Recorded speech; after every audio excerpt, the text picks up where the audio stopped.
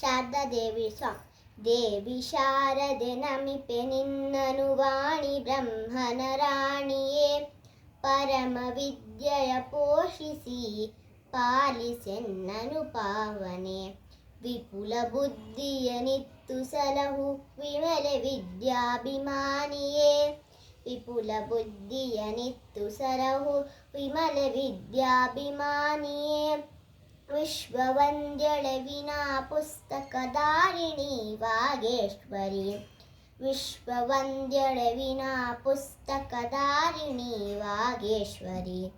ದೇವಿ ಶಾರದೆ ನಮಿಪೆ ನಿನ್ನನು ವಾಣಿ ಬ್ರಹ್ಮನ ರಾಣಿಯೇ, ಪರಮ ವಿದ್ಯೆಯ ಪೋಷಿಸಿ ಪಾಲಿಸೆನ್ನನು ಪಾವನೆ.